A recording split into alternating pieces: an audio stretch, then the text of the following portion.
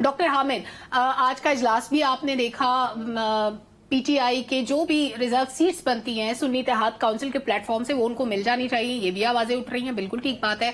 लेकिन जब 2018 के बाद एतराजात थे तो पीटीआई वॉकआउट कर गई थी, उन लोगों ने इस्तीफे दे दिए थे, उन्होंने ऐवान को छोड़ दिया था कि हम इन लोगों को नहीं मानते जो असेंबली में बैठे हैं। आज अगर सुन्नी इत्तेहाद काउंसिल के अरकान ने या पीटीआई के अरकान ने हल्फ उठा लिया तो इसका मतलब है कि इन्होंने इंतखाबात को तस्लीम कर लिया। यहाँ ऐवान में आके तो शोर शराबा बनता ही नहीं है, ऐसे ही है।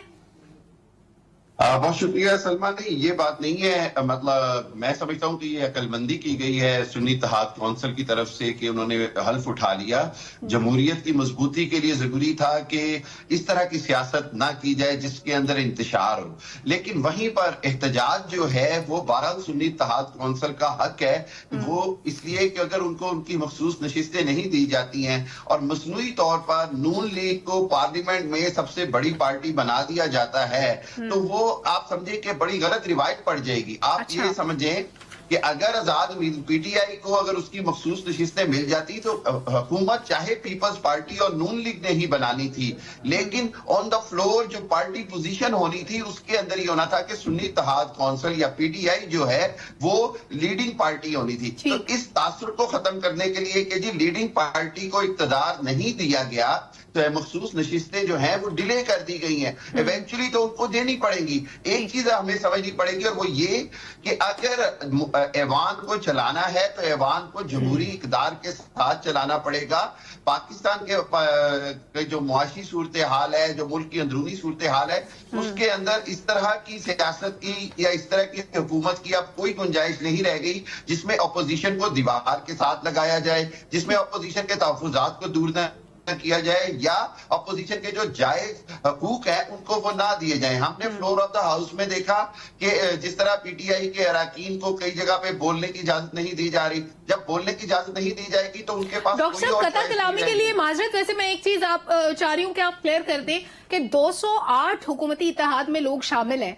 अगर कंपैरिजन कर भी लिया जाए और कहा जाए कि जो सुन्नी इत्तेहाद काउंसिल के अरकान है उनको रिजर्व सीट्स भी दे दी जाएं, उसके बाद भी ये 208 वाला नंबर तो अचीव नहीं कर पाएंगे क्योंकि इत्तेहाद के लिए भी तो ऑप्शंस बहुत ज्यादा ओपन नहीं है इनके पास।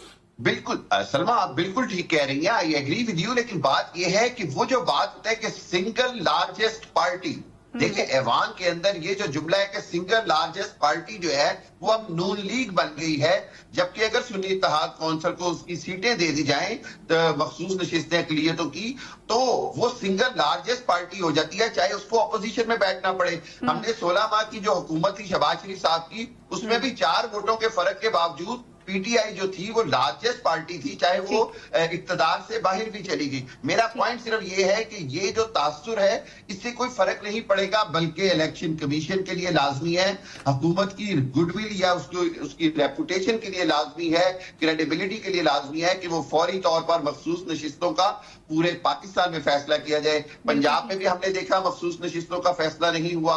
ये एक बड़ा अहम इक़दाम है। अगर इन्होंने किसी तरह के मजीद खल्फिशार या इंतशार या इस चीजों से बचना है तो हुकूमत को जिम्मेदारी दिखानी होगी, मैच्योरिटी दिखानी होगी। एक सवाल डॉक्टर साहब से, डॉक्टर साहब ये फरमाइए कि मखसूस नशिस्तें जो हैं वो किसको मिलेंगी सुन्नी इत्तेहाद काउंसिल के लिए? उन्होंने तो कोई लिस्ट ही जमा नहीं कराई।